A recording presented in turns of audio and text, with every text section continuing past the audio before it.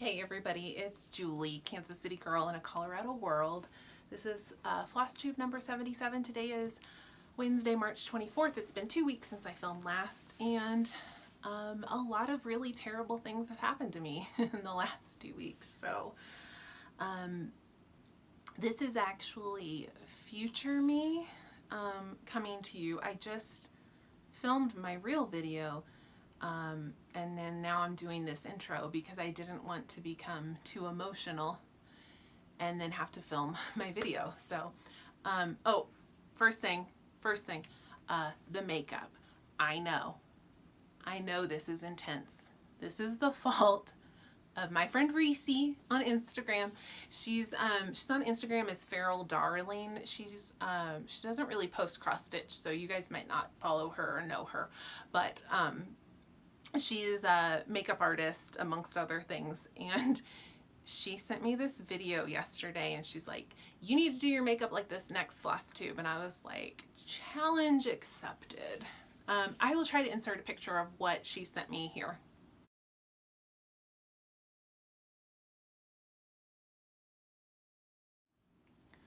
So I know it's intense, but I cannot turn down a challenge like that. I can't. So I did not have sequins. The actual like original look, she put sequins like all along her eye, and I didn't have sequins, so I had to make do with some glitter. So, you know, I know it's intense. Hopefully it's not too distracting, I hope.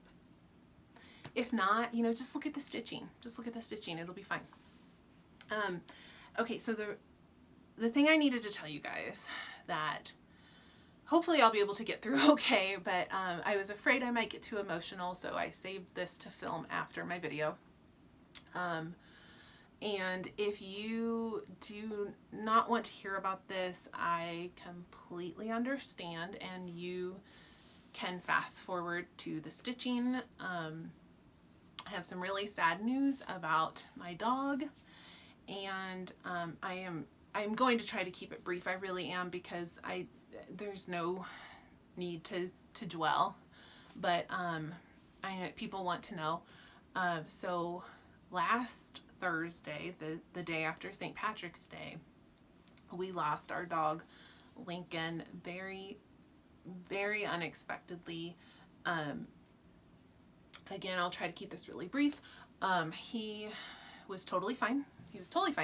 And Wednesday, St. Patrick's Day, my boyfriend went to take him for a walk, and he kind of just like sat down and stopped and was kind of just staring off into space for like 15 or 20 seconds, just kind of out of it. He didn't like collapse or anything. He just was kind of out of it. So so my boyfriend took him to the vet the next day, Thursday, and she did a very brief evaluation and then came out and said, you need to take him to the ER. I'm really, really worried. His heartbeat is erratic and irregular, and it's really, really fast.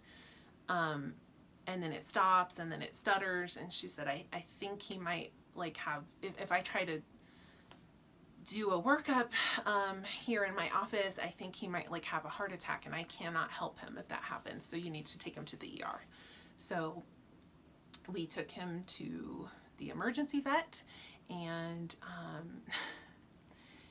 he trotted in like everything was fine. His tail was wagging. He ran in, you know, because you can't go in with them, so they come to your car and they get your animal and take him in. And you know, we were like, see ya, buddy, you know, and we never saw him again.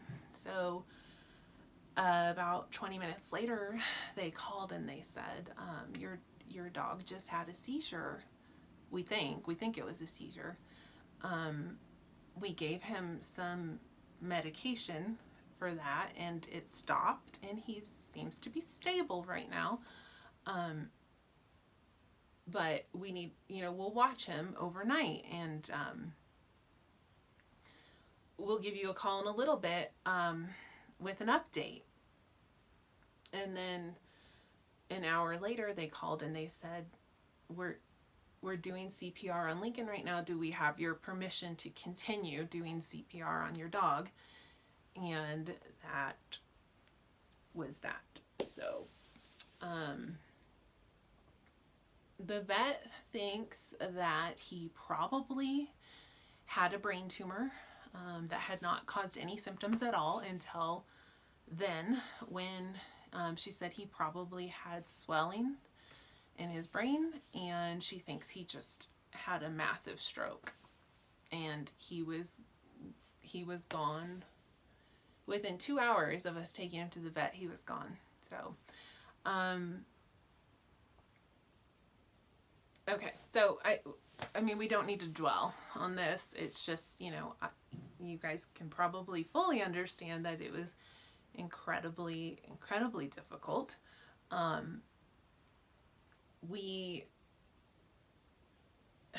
We're glad that we didn't have to watch him suffer. I mean, as far as we could tell, he had his full quality of life until like the last hour.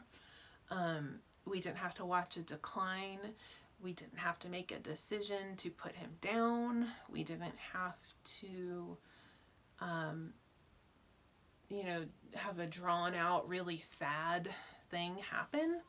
But we also had no warning, no preparation, no chance to say, okay, like, this is it. We didn't get to say goodbye to him. And I know that the vet was caught completely off guard by how quickly it happened, because she had said, you know, if there's any serious change, I'll let you know and you can come in and see him.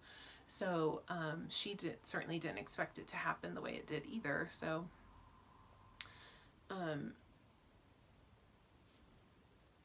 it was a blessing and it wasn't. So yeah, so Thursday night that happened, and it was really horrible, and I didn't sleep at all Thursday night, and then I didn't go into work Friday, and I was a complete mess. And every day I've gotten a little better, and I'm feeling, I mean, I'm very, very sad, but I'm feeling functional. So, and as you can see, I can talk about it pretty well. But there are definitely moments where something will just cause me to like burst into tears out of nowhere. Like, you know, seeing his favorite toy. And now I'm at the point where I just keep thinking I'm going to see him. It's that split second of like thinking my dog's there before my brain is like, no, he's not. So, you know, I think I see him out of the corner of my eye, or I think I'm going to walk into a room and he's going to be there, and he's not. So, it sucks. It really sucks. And, you know, he had just turned 10 at the beginning of March. On March 4th, he had his 10th birthday, and he was doing really, really, really well as far as we knew. He actually had seen the vet in December for his annual, and she didn't have any concerns at that point. So it just happened really, really quick. And we just wanted a little more time. So it sucks. And I did finally post about it on Instagram yesterday. I couldn't before then. I mean, I told some people, but I just wasn't ready. But I did post last night, and I have gotten so many really, really nice, really supportive comments. And if you're one of those people, thank you so much. It really does help to like lift me up. And people have just been so kind, so nice. So thank you. And if you know what I'm going through right now, then you know. So my heart is with you if you've had to go through this recently, or even years and years and years ago, because I'm guessing it never really gets easier. So losing a pet just really sucks. It's really hard. And you guys I think knew how important Lincoln was, and he did make appearances sometimes in my videos, or like if I was Zooming with Stitchy friends, he would come say hi, and I post about him a lot on Instagram, so I think you guys did know how important he was. He was my baby. So, yeah, so that happened, and then on Monday, there was a mass shooting right down the street from me in Boulder. So I work in Boulder, Colorado. I live on the very outskirts of Boulder. I'm like just outside of the city. But I drive, the 3 miles in to Boulder to work in Boulder every day. And there was a mass shooting at the grocery store. It wasn't super close. I think it was like 2 miles from me. But Boulder is tiny. And if you've been there, you know this. But Boulder is tiny. It's a town. It's not a city. It is a town. So it's a very small community, and a really, like everybody knows everybody. So, it's, Boulder is really hurting right now. It's very heartbreaking. 10 people senselessly lost their lives for no reason whatsoever. I don't think anybody has a motive yet or knows what was going through the shooter's mind. He was taken into custody relatively unharmed. I think he got shot in the leg, but I mean, he walked out on his own to the ambulance and was brought to my hospital that I was at working at that time. This isn't a HIPAA violation. There's only one hospital in Boulder. The police said we took the suspect to the hospital. Everybody knows. Yeah, so that sucked. That sucked too. So the last week has not been great at all. But why am I telling you all this, and why am I making you suffer through this? Well, because the community, the cross stitch community, has been a lifeline for me this last week, and stitching has been so important. And I do understand that for some people, when they are going through something like a loss or stress, anything, for some people they can't stitch during that, that they actually have to like step away from their stitching for a while. But for me, it was like therapy. Like, I needed to stitch, and so stitching in the last week has been so important to me, and has really helped me so much. So I am very grateful that I have stitching in my life. And with all of that said, I want to show you what I have been stitching on in the last 2 weeks. And I'm really very sorry that I have brought the mood down. But I want you guys to know that I'm doing okay, and hopefully my video reflects that, and it's gonna be okay. I'm gonna be okay. Everything's gonna be okay. So I don't want to make everybody sad. Like, I'm doing okay now. So here's my video. Enjoy. Okay, so hopefully that transition was not too awkward. This is Flosstube number 77. Today is Wednesday, March 24th. So, I have a lot of stitching actually that I've worked on. Not very much haul, and not any finishes either. Well, I sort of finished something, but I can't show you yet. So I wanted to show you a previous finish, and like I talked about in my last video, I planned to do, to like review my finishes from 2020, but from my last video 2 weeks ago until today, I hadn't had any finishes in 2020 in that time frame. So I didn't have any 2020 finishes to show you. So I just went and like grabbed an older finish. I believe I finished this in 2019. So this is by Little Room in the Attic, which is a seller on Etsy. And I believe it's called Girl with a Sewing Machine.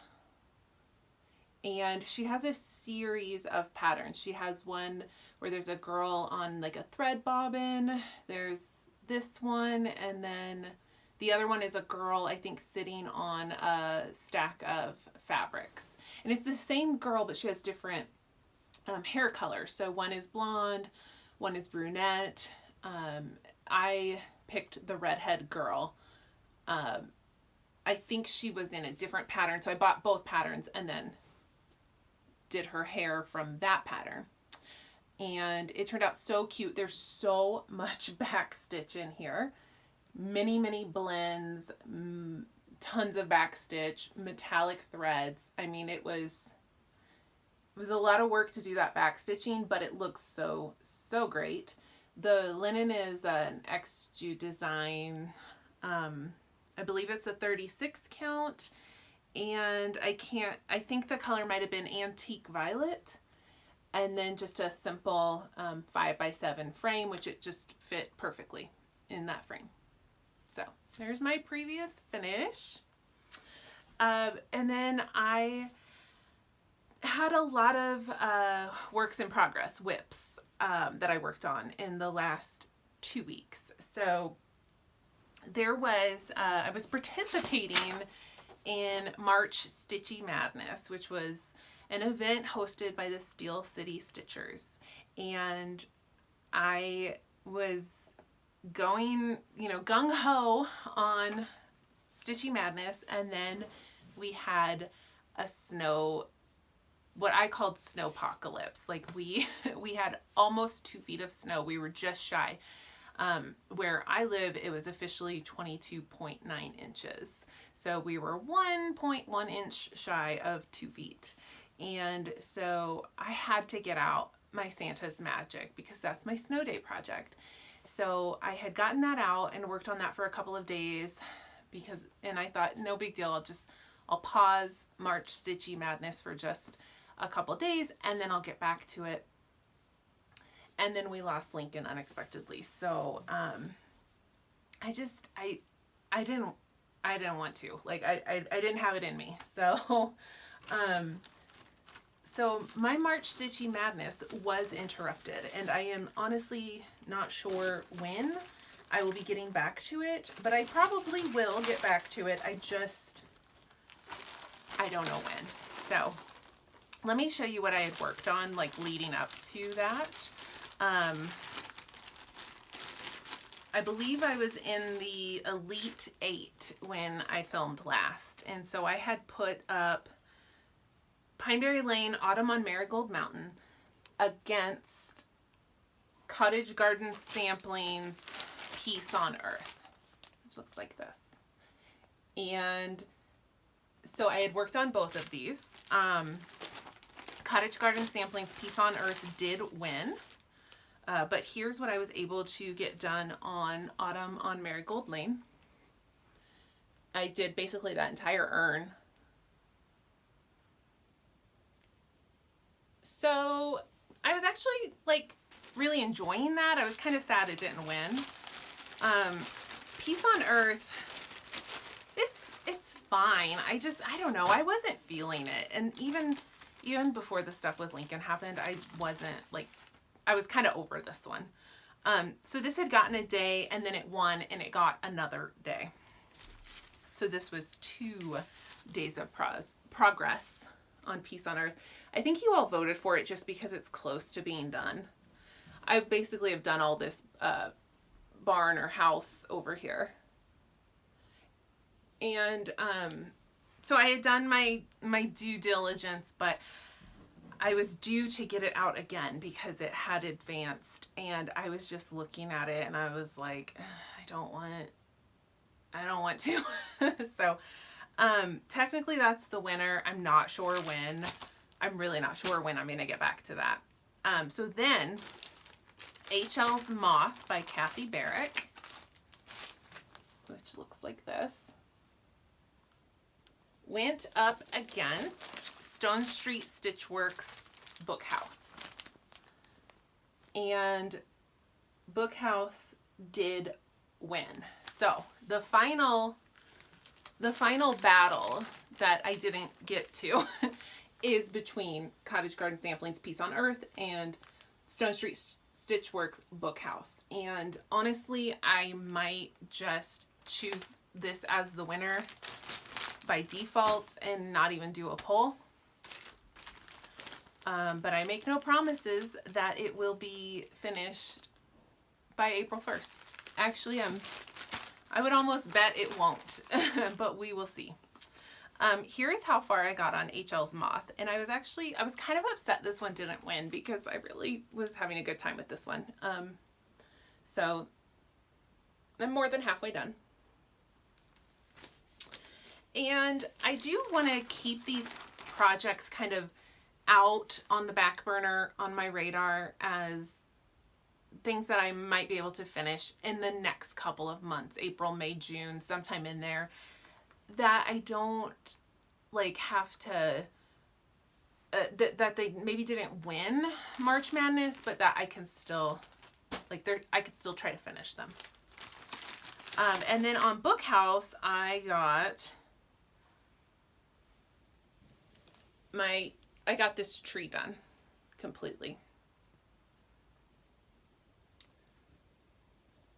And I do love this project. So I think if I had to pick, my focus on trying to finish from this competition is going to be Bookhouse and HL's Moth. I think those are my two favorite that are closest to a finish.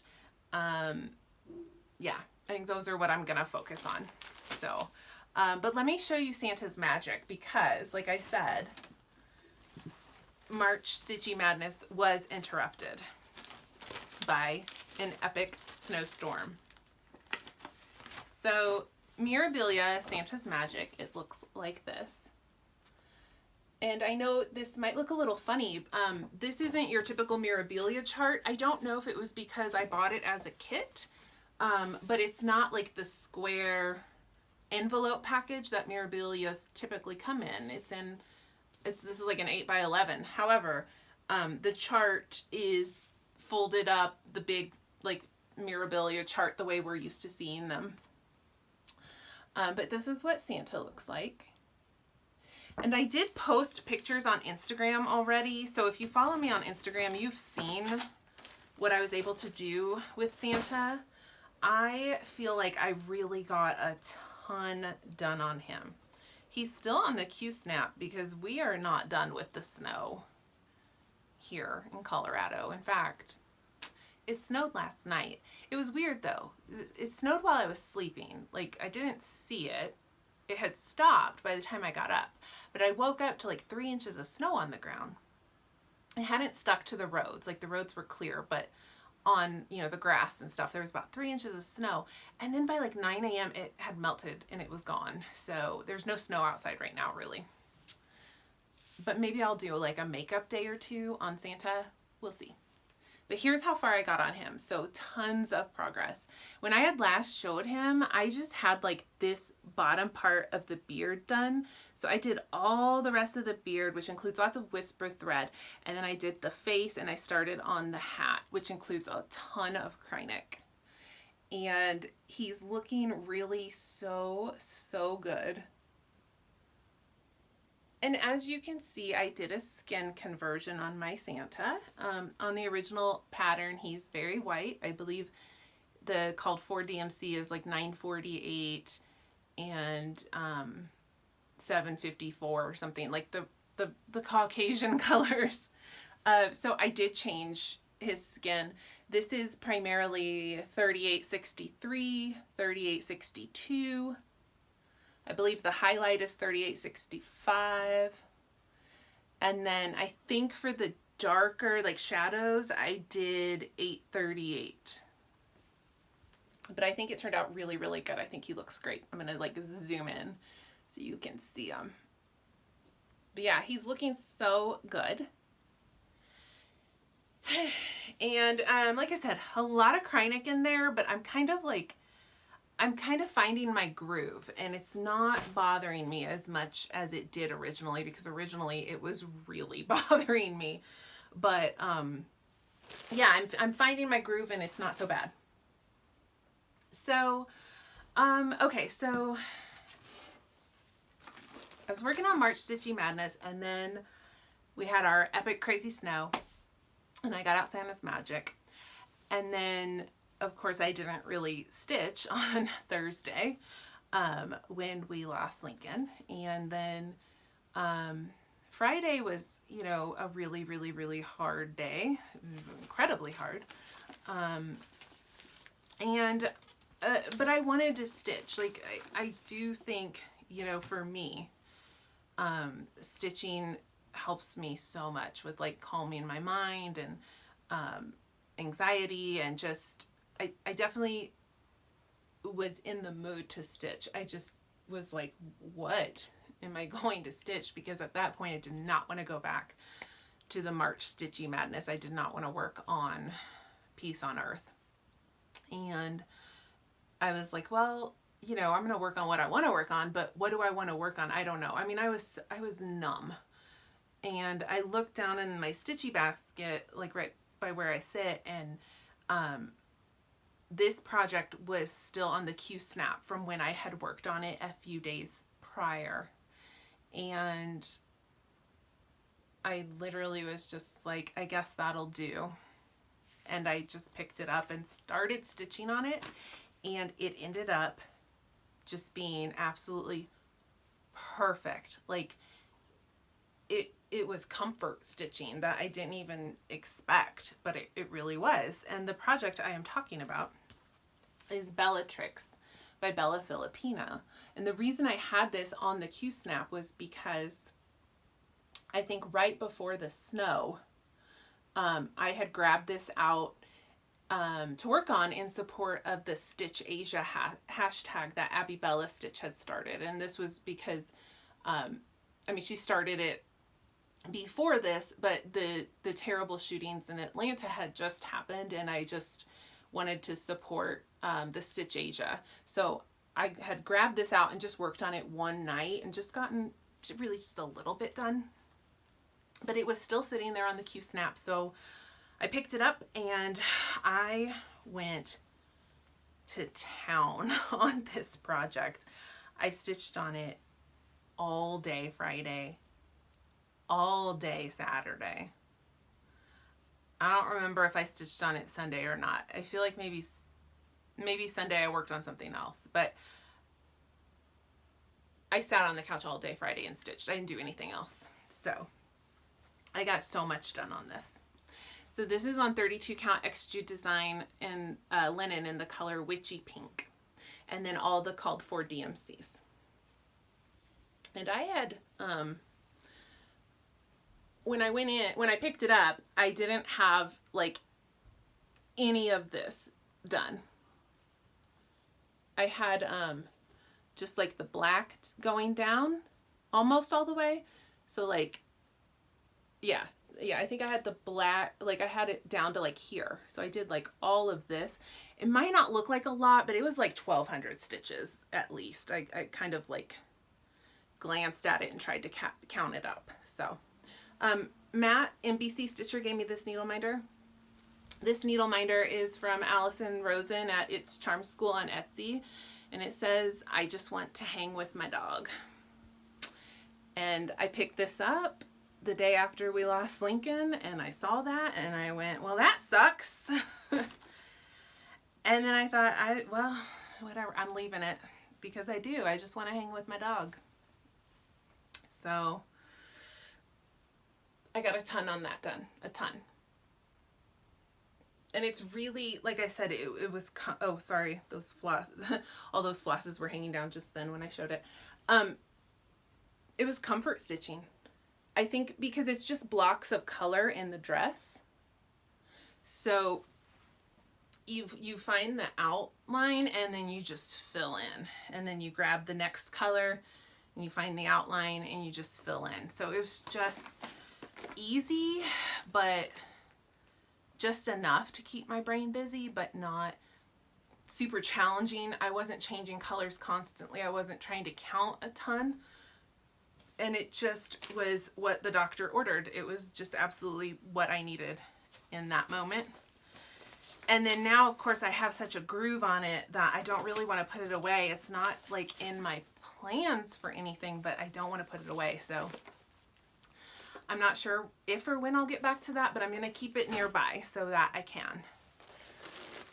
And then I pulled out a really, really, really, really old whip.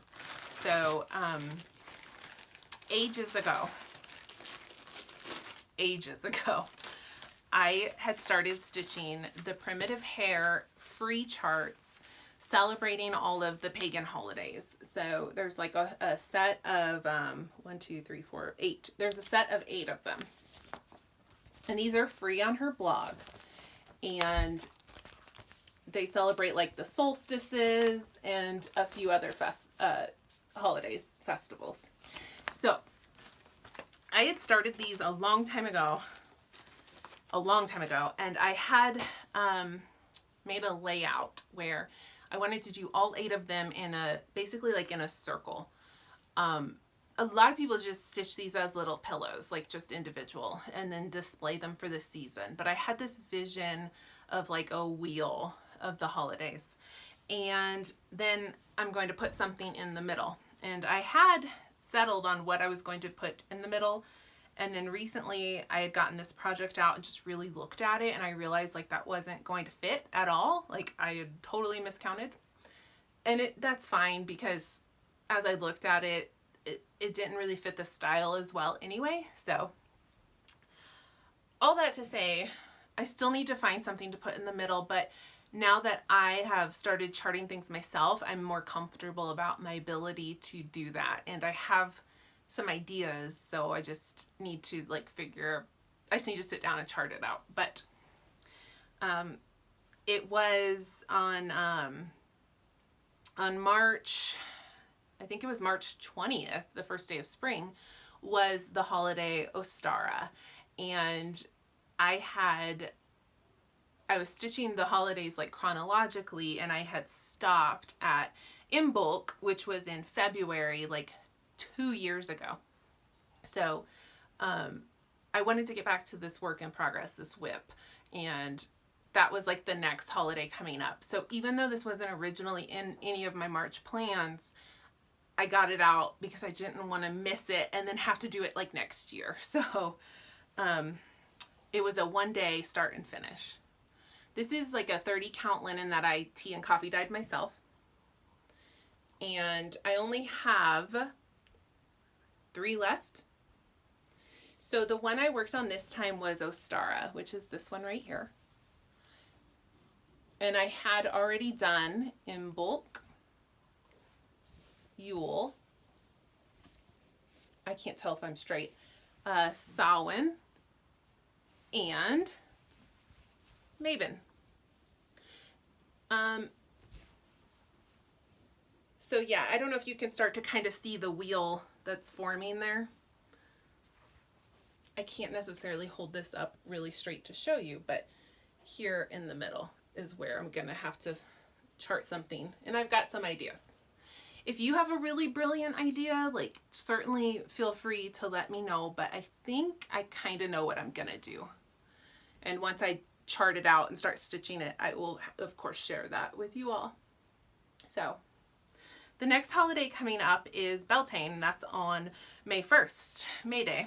And then after that, I have Letha in June. That's the summer solstice. And then I have Lammas, August 1st. And then I'm done, except for the middle, of course. So, and then the last thing I worked on was, oh, I have to like unsnap this so I can show you the whole thing. The last thing I worked on was the Modern Folk Embroidery Fruits of Plenty 2021 Stitch Along. And I had reserved this second to last week in March to stay caught up, to catch up on this. So I'm not quite there, but I've still got plenty of time. I've got a week before April. So this is my focus right now because I want to stay caught up with this piece because it is so much stitching that I have to stay caught up with this piece. So right there is the March section. So I've already done January, and then this middle part was February. And that is as wide as it's going to be. There's the outer edge. I'm stitching this on 40 count linen from Fortnite Fabrics in the color Caravan Tan, and I just love it. It's so, I mean, look at it. You can tell. It's so beautiful. And of course, I love my colors, and I'm just, it looks so good. And so many of you have reached out and told me that you love the colors I chose as well. And thank you for that. I'm very, very happy. I'm very happy with it. So I do feel like this month is a lot less stitching. So it kind of mirrors this block in terms of like the frame, but the inside of this month is much less stitching than this one. So I do feel like it's not going to take as long. And I can't wait to continue with this. Now, we know what it's going to look like. It's not a mystery stitch along. If I can remember, I'll put a picture in of what it looks like.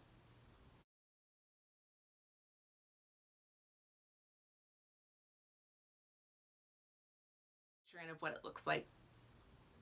So we know what it's going to look like, but we don't get the pattern until the first of each month. So even though it's not a surprise, it's still like exciting to get that every month. So that was all of the things that I stitched in the last 2 weeks, and it's certainly a lot, but that is because with the March Stitchy Madness, I had to change my project like every day for a while. So now that is over, if I continue to hit my 2-week check-ins, we certainly won't have as much stitching every time, hopefully. Or maybe not hopefully. Maybe you would like to see, I mean, right, why wouldn't you like to see more stitching every time? Of course you do.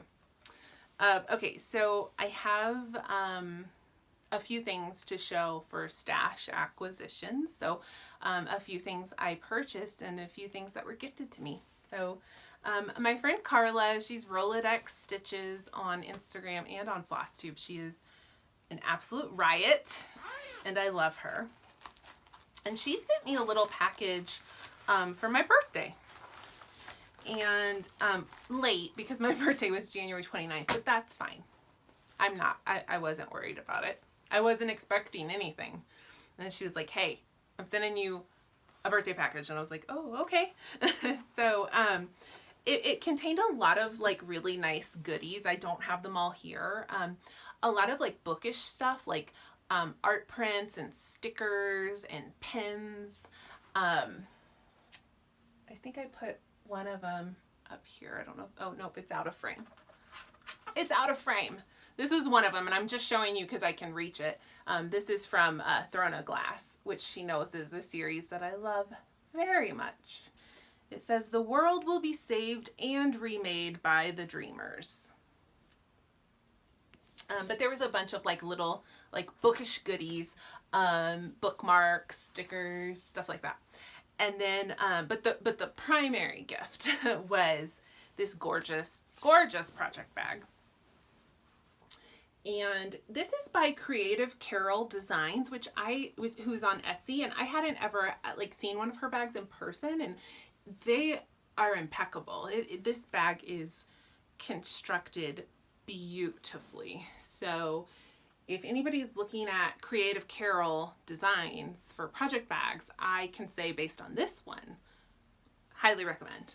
So yeah, she sent me this gorgeous bag, and I've already like put a project in there. But I haven't worked on it. It's my friendship sampler stitch along that I'm doing with my friend Amy. I haven't worked on it in a couple months, so I need to get back to that. And so I thought if I put it in like a special bag, then I might want to, I might want to work on it more. And then what else did I get? So I got, where'd it go? Here it is. So Black Needle Society. I don't know if y'all have heard of them. They do stitching mystery boxes, and I think it's like every 2 months, and then they do special edition boxes, and but you have to like buy them way ahead, like 6-7 months ahead of time. And they had done a Jane Austen box. Okay, sorry, I had a little cough fit. So Black Needle Society had done a Jane Austen themed box, and I missed it. Like I wasn't aware of Black Needle Society at that moment in time, and so I missed the box, and then I had major regret. And then in February they started sending out the boxes, and people were doing unboxing videos, and oh my god, it was such an amazing box. Like I loved every single thing in that box, and I had serious regret about it.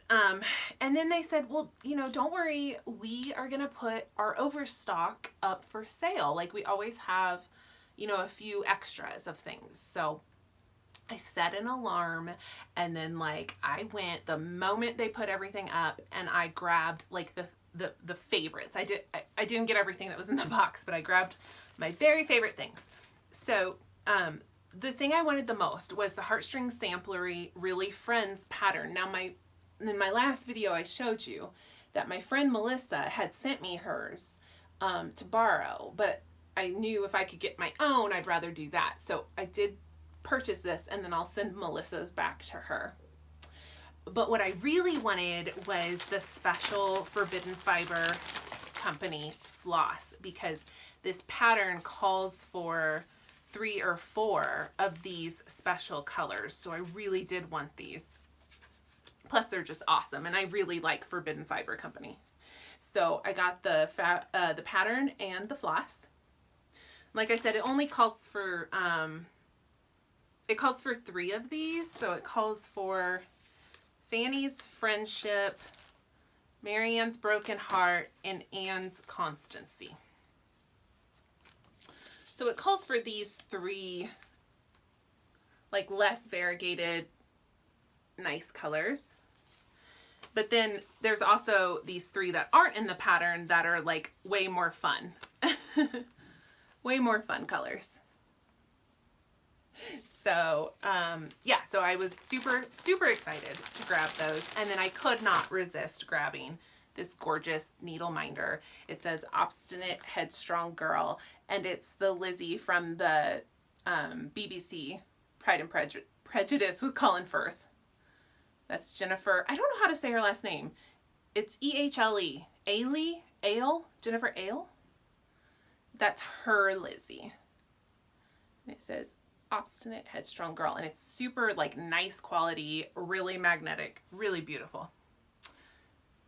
So I restrained myself to like just those things, and I'm so excited that I got those. So now I feel much less horrible that I missed out on the box originally. And luckily I won't miss boxes in the future because I'm a subscriber now. So I'm actually going to get my first retreat in a box in May.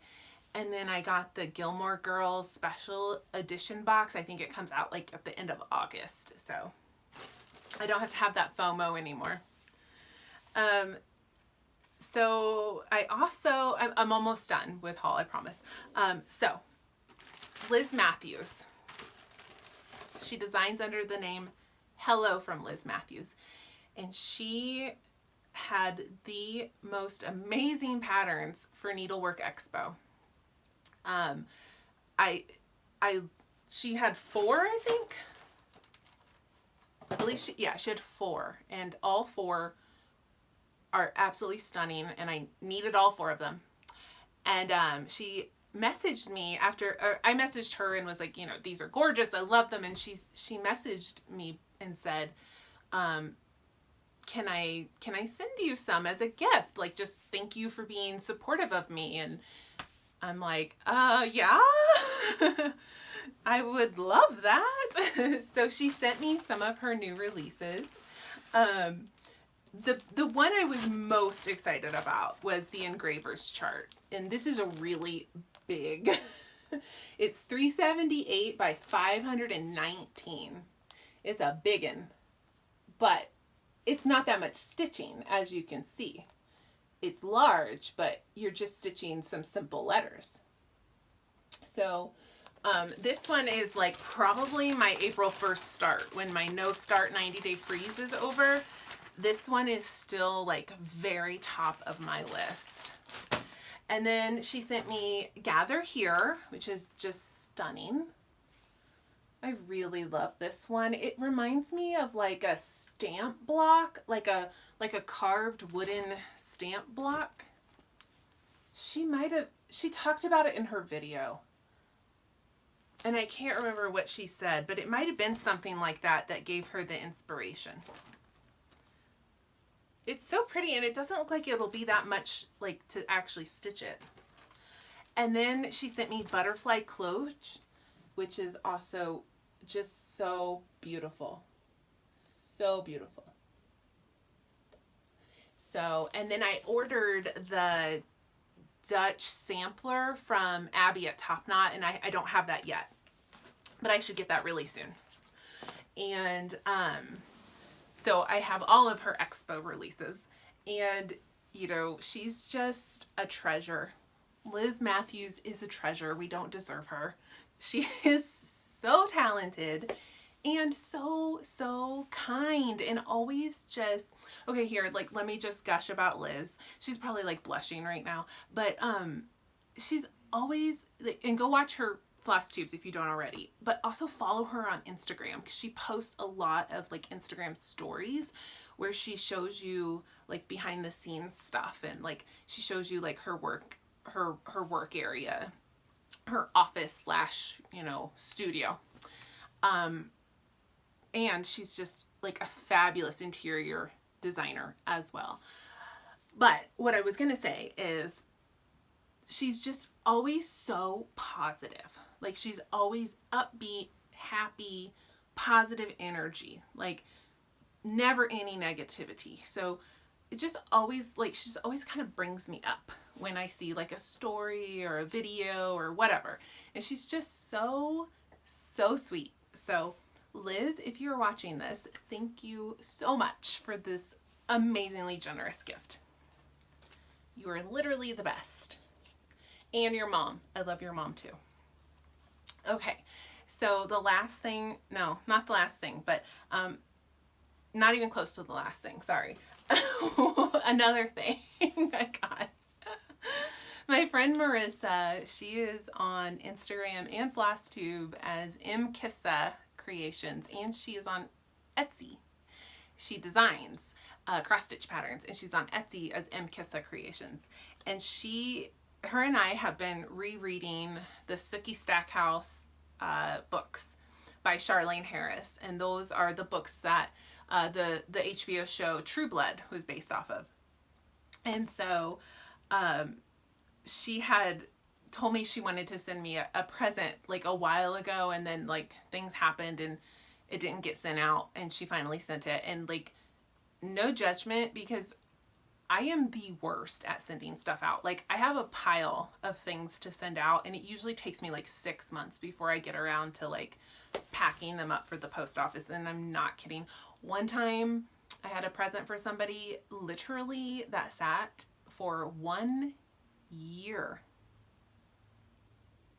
an entire year before I sent it. So, you know, if it takes you like a month to send me something, like, I'm not worried. Anyway, Marissa sent me these needle minders from Mad for Minders. These are True Blood, Eric Northman. needle minders. I love them. I love them. Like a lot.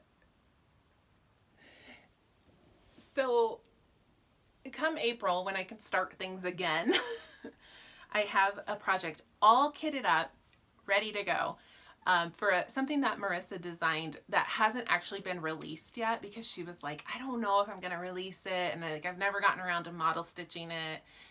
And she's like, but because you're a True Blood fan, I'm gonna send it to you. If you want to stitch it, go ahead. So I'm definitely going to stitch it, and I really don't think it'll take that long. So maybe after I stitch that, like maybe Marissa will be inspired to actually release that pattern, so that if anybody else wants to stitch, if anybody else wants to stitch it, they can. But regardless, these needle minders will be getting used very soon. One last little look. Okay, and then just yesterday, my friend Jennifer, she is Whistle Stop Stitcher on Etsy and Flosstube, and she released a beautiful new pattern. It is gorgeous. And she released it just yesterday, and I bought it immediately. And then today I already kitted it up. I've got the floss, I've got the fabric. Like, I am definitely starting this thing ASAP. So, I can't remember what it's called because I haven't printed it yet. It's on Etsy, but I haven't, and I bought it. I didn't print it. Oh, I don't remember what it's called, but that's fine. I'm going to show it.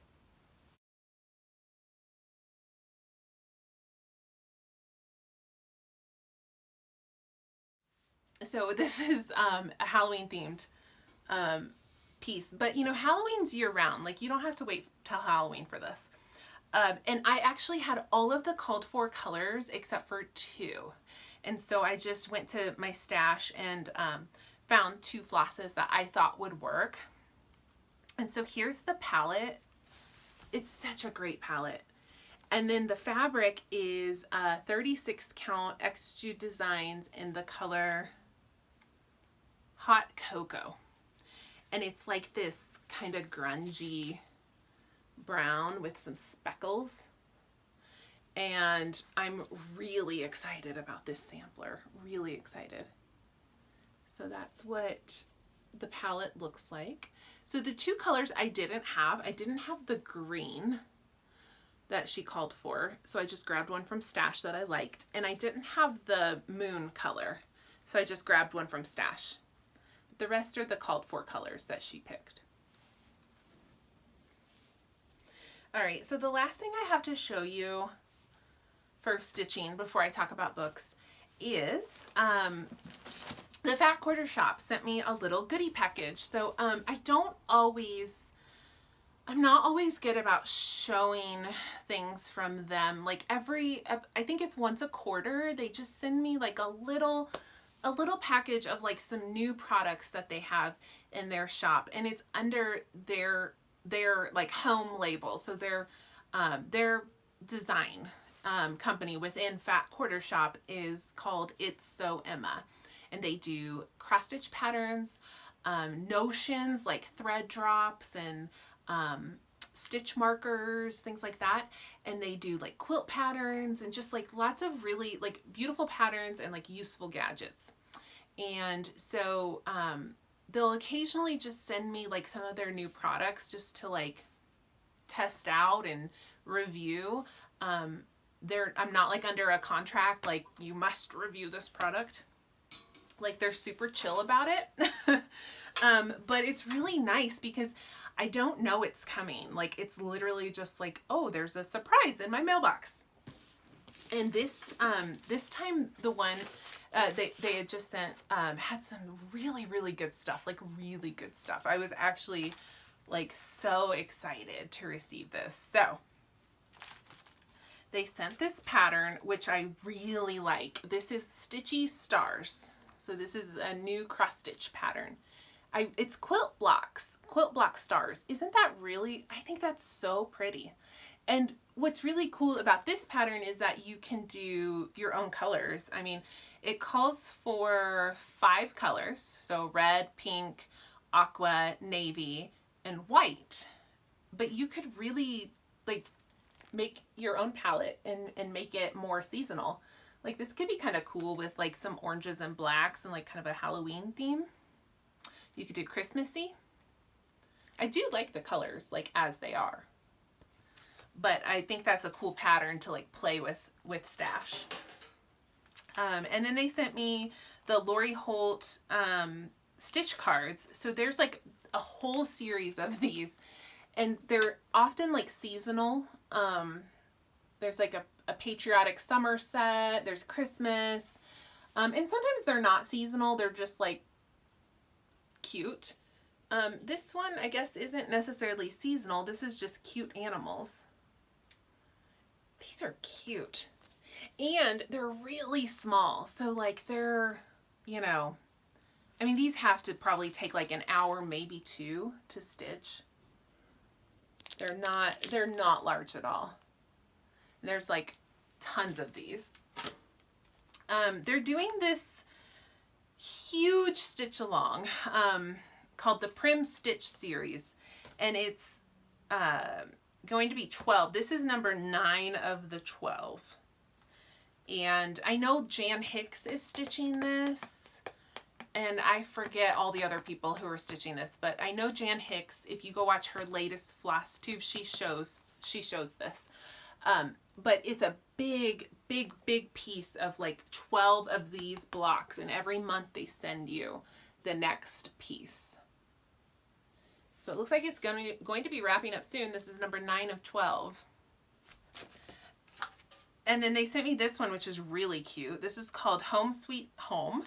And I believe they are going to be doing a stitch along with this pattern. Actually, I know they're going to do a stitch along with this pattern, but I'll be honest, I can't recall when it starts. Probably in April. And this is, let me make sure I'm in frame. This is Home Sweet Home. This is really cute. Here's a little close-up on the back. So if you go to Fat Quarter Shop, you can find all of those patterns there. They usually also have floss packs for like almost all of the stuff that they do like that. They have floss packs, whether it's DMC or Classic Colorworks or whatever it is, and then that's pretty handy because you can just grab the pattern in the floss pack and you're good to go. And then they sent me 2 quilt patterns, which was really cool. This first one is called Stellar. And if you want, let me see. So here's this little inset is what like the whole quilt looks like right here. And this is just like a little piece of it, but that's what the whole thing's gonna look like. This is, I was looking at the back, this is Fat Quarter friendly, and I always love that because I like, when I buy fabric, like new fabric lines, I usually do buy like a bundle of fat quarters. So then I'm like, okay, what do I do with all these fat quarters? So I do like patterns that call for fat quarters. So this pattern calls for like yardage for like the backing, but then everything else is fat quarters. So I might have everything I need in stash to make this quilt. And then the other quilt is called Merry Making, and this one looks a little more complicated. It's very cute though. This one's cool because they have holiday themed. So down here is an overview of what the whole quilt looks like, but they have a Christmas one, a patriotic one, and a Halloween colored one, which is really neat. I mean, I'm one that when I get a quilt pattern, I always know I can change the colors out. Like I don't have to, like if I were to do this, I would never feel like I had to do it in red and green. But I do appreciate that they showed you, like, here's what it would look like in red, white, and blue. Here's what it would look like in orange and black. Just so you kind of like have a visual of like how you could change those colors. So that's very cool. And then the last thing they sent me was like, I squealed. Like I was so excited about this. So this is a magnetic metal book stand, and Kimberly had, so Fat Quarter Shop has a Flosstube, and she had shown this on like a week or two ago on their Flosstube, and I was like, oh, I kind of want that. So I honestly had no idea they were going to send it to me, and I was really excited when they did. So this is so nice. Like the quality is really good. It's really big too. This is like a heavy metal stand. So it's got this, you know, you just prop it up. It's got a lip. So you can put a book, a tablet, a pattern. I mean, it's definitely going to be coming in handy. And it's got this cute little embossed bee. It's really, really well made. And this is not, I just looked this up. It's not terribly expensive. I was looking it up to see if they had other colors, because I thought Kimberly had said something about maybe they were going to do one in like an aqua mint color. I don't see it on their website. So if they are, like, I don't think they have it out yet. So right now they just have the pink one, but it is on sale on the website for like $26.98. So that's not, I think that sounds, to me, that's very reasonable for the quality of that stand. So, okay, now that's it. That's that's all the stitching stuff. I do have a couple of books to talk about, but just 3. Because, you know, my reading did slow down just a little bit in the last 2 weeks, but I am getting my mojo back. So, yeah, so I just have 3 books to talk about. So the first book that I had read was an ebook from the library. And this was a book that I had heard so much buzz about when it came out like several months back now. There was a ton of buzz around this book, and I was only hearing good things. I was only hearing, this book is so great, this book is so wonderful. So I went into this book just fully expecting to absolutely love it. The book is called Cemetery Boys, and the author, I didn't write it down, but I believe it's Aidan Thomas, I believe. But I'm going to put a picture in, and that will have the author's name on there. So I'll insert a picture here.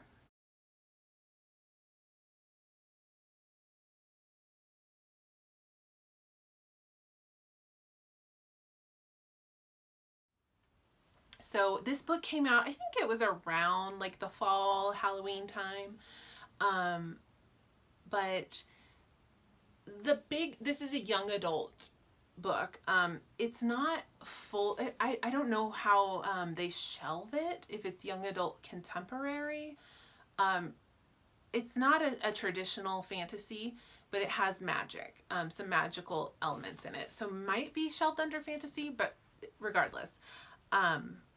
The big buzz about this book was that it features a trans character as the main character, as the narrator, which is amazing, right? We need to see representation and diversity. We need to see different views and different life experiences. And the author, I believe, I didn't look the author up too much, so I don't want to be wrong about this, but I think the author might be trans themselves. But anyway, I feel like possibly this book got a lot of hype and a lot of excitement because we all did want to see that different view and that diversity. And maybe we overlooked some flaws in the book, in that excitement, because I didn't like the book. I didn't like it. Okay, I really wanted to like it, so let me give you like just a little like synopsis. So the main character is a trans boy. He's like, I think 16 or 17. His name is Yadriel, and he he's in a family of, they're in California, and the family is, God, it's been like 2 weeks since I read it, and some of it's starting to get hazy. So the family in the community that he lives in. They are called brujos, or brews. Brujo, bruja, and then the plural is brews, I think. And they are people who have magical gifts, connecting them to the dead. And so his family actually lives in a house like in a cemetery, like right on the edge of the cemetery. But what they're anybody in this community has the ability to see the dead, to see ghosts, basically. And then on for one day of the year, on Dios de los Muertos, their deceased loved ones can come back and visit them. But you have to be in this community. You can't just be like any old person. Like, you have to be a brew to have that ability to come back and visit. But regardless, the men in the community have an ability to shepherd spirits to the other side, basically. So most people, when they pass, they go to the other side willingly, but some people linger. And so those ghosts or spirits usually just hang out, and they're pretty benign at first, but at some point they go bad and they become evil. And that's when the brujos have to step in and like send them to the other side. So really cool magic system, really cool history, really rich world, and I did enjoy that. However, at the beginning of the book, it was a little bit of an info dump where they were just like giving you all this information like in the first chapter, and it was like a little bit much. The women in the community, the brujas, have healing ability, so they can cure illness and sickness, and they can see the dead as well. So it was a really cool world, but it was a little bit like clinical sometimes, with just like, here's what happens, and like just pages and pages of this like exposition.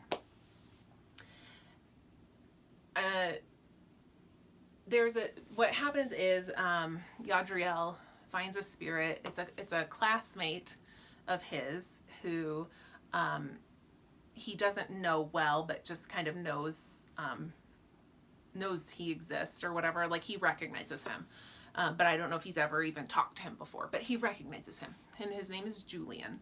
And they form basically a partnership. So Yadriel, being a trans boy, has not been accepted in his community as a real brujo. So he's trying to prove himself. And so he decides, like, I will shepherd Julian to the other side, and then that will prove to everybody that I'm a brujo. And so that's kind of like the plot of the book. And this isn't a spoiler because this is on like the back of the book, basically.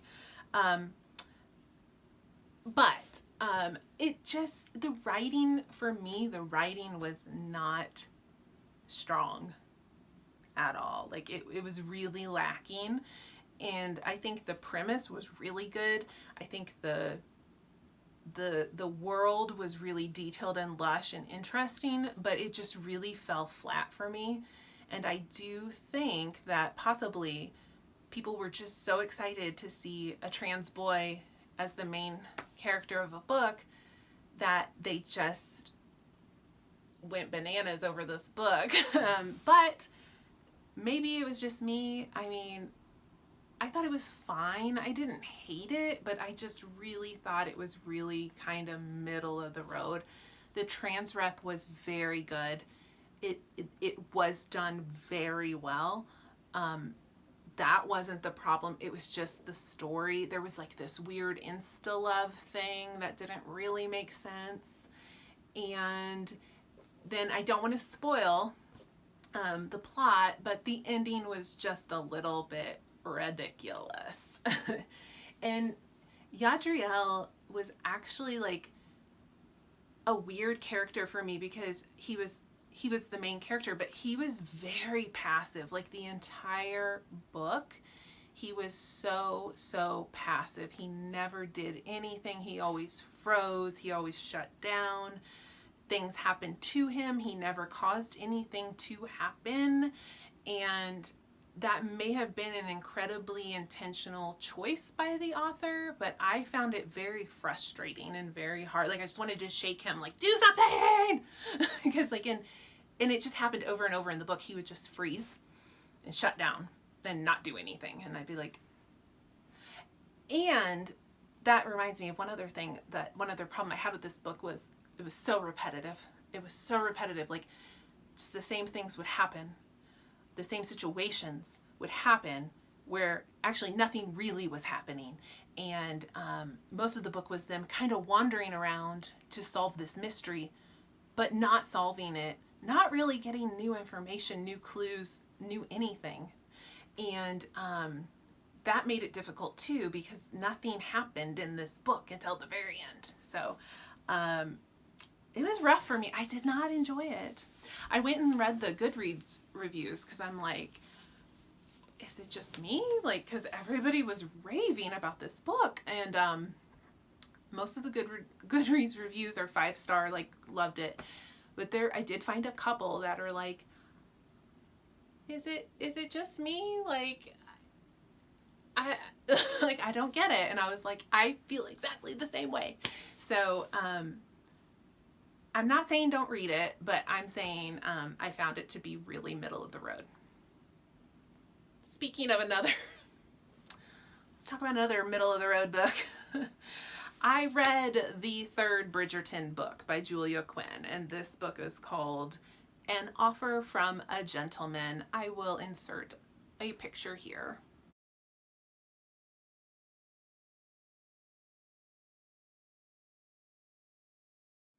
I had gotten this from the library, but I had to take it back yesterday.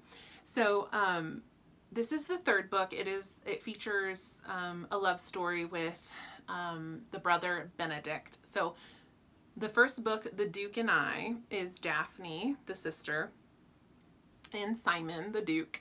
And that's what the first season of Bridgerton on Netflix is about. And then the second book features her brother Anthony. And then the third book features her next brother, Benedict. This book, if you can't tell from the cover, is a Cinderella-inspired retelling. So, here's the thing. I've said this before. We don't need to go into detail about it, but historical romance is a genre that I call brain candy. It's never challenging. It's never difficult. You can usually read these books in like 1, 2, 3 days. Like, you can just blow right through them. They are easy to read.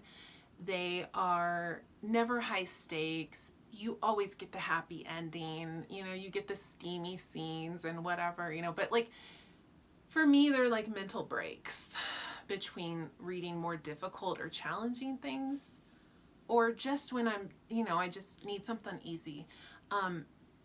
This genre, more than any other, is fraught with cliches and tropes. And if you, I say you, but it's me, maybe you feel the same. If I start to read too many of them in a row or in, you know, a time frame, they get very redundant and I start to really not enjoy them. So then I have to take a break for like 6 months, and then I'll go back and read another 1 or 2 and enjoy them again. So just, that's my experience. I have to tread lightly with historical romance because I do enjoy them. I do find them entertaining and fun, but they start to just get really, really, really repetitive.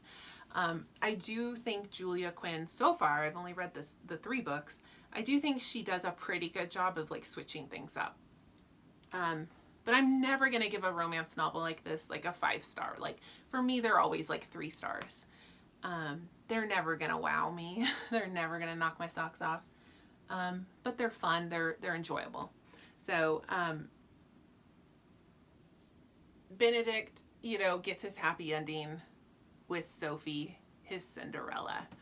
And I don't really have much else to say about it. If you like historical romance, like, check them out. I've already talked about the problems I had with the first book. Luckily, I have not experienced those problematic things again in the second or the third book. However, I am nervous about the fourth book because I did overhear a little something about a questionable issue in the fourth book. And the fourth book, I believe, is the brother Colin. So I will be reading that at some point, and we will see if that becomes problematic. I think there's 8 books in this series. Like, at this point, I'll probably just go ahead and finish them out. The third and final book I have to talk about, I actually just finished this book this morning. This is Spinning Silver by Naomi Novik. And this is an author I have really enjoyed. I'd previously read her book Uprooted, which was so fabulous. And then I recently read her new series, A Deadly Education, which is going to be a series of several books, but has just had the first book come out. And I really enjoyed A Deadly Education. So Naomi Novik has Uprooted and Spinning Silver, which are like dark, grim, fairy tale inspired books. Spinning Silver is heavily based in Russian folklore. It kind of caught me by surprise because I didn't quite expect that, and that's something I really very much enjoy, so I was actually really excited about that.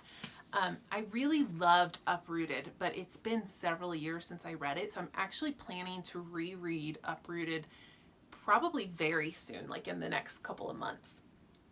But I really enjoyed Spinning Silver. What Naomi Novik does with the previous books I've read of hers too, it's her characters they're never like lovable, fun people. Like, they're always like a little morally gray, a little dark, and her love interests are usually jerks,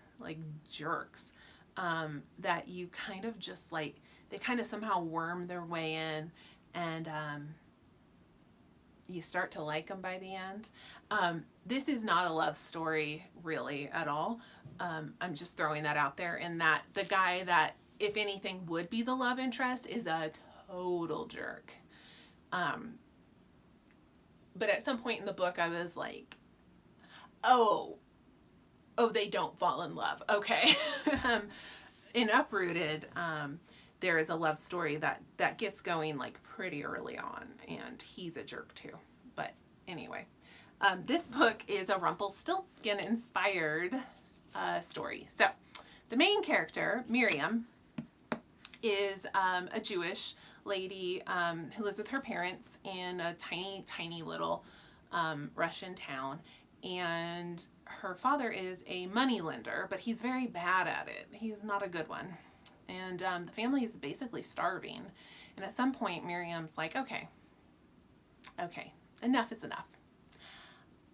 And she goes out and she starts collecting money that they're owed, because her father like just does not have the guts or the gumption to do it.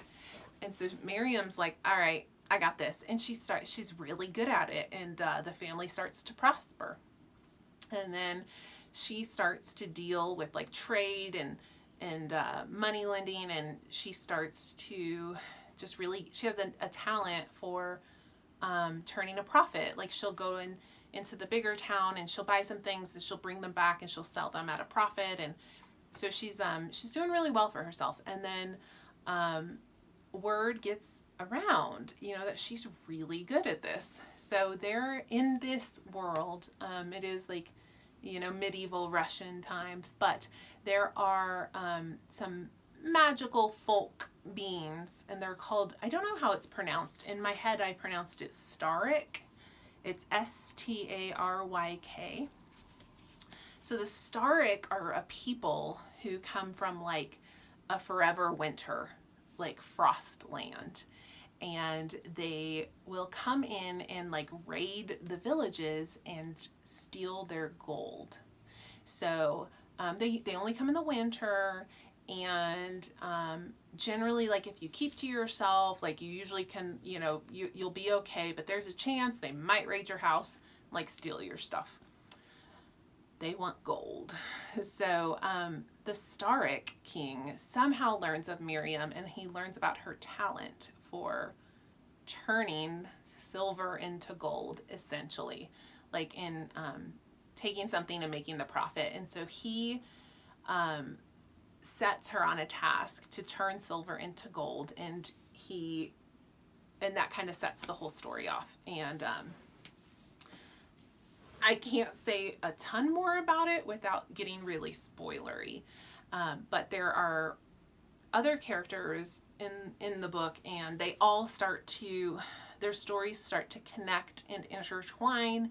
And by the very end, you know, these three women are incredibly connected. Miriam is always the main character, but there is also a noble lady named Irina, and there is a peasant girl named Wanda, and their stories start to intertwine and become very, very intertwined by the end. But it was just, I mean, it's not a straight Rumpelstiltskin retelling by any means. Really, really a great book, really interesting. Naomi Novik always writes a really detailed world, a really believable world, but always like a little magic and whimsy to it. And always like kind of a dark, foreboding darkness, right? Like she's always, there's always like something scary in the woods, like with her. But that's a style I really like and appreciate. This is an adult fantasy novel, not young adult. But this book, I really enjoyed. I really, really like this. I think I liked Uprooted more, but it's been so long since I read it that I'm really curious to reread that and see where I'm at after I do. But definitely recommend Uprooted and Spinning Silver. I did enjoy A Deadly Education. I've talked about that before, but that is a much different tone than either of these. Uprooted, I don't believe, is a straight fairy tale retelling, but it has that vibe. It has the same vibe as Spinning Silver. So those were my books that I read, and that is all I have. So I will say goodbye, and I will see you next time. Bye.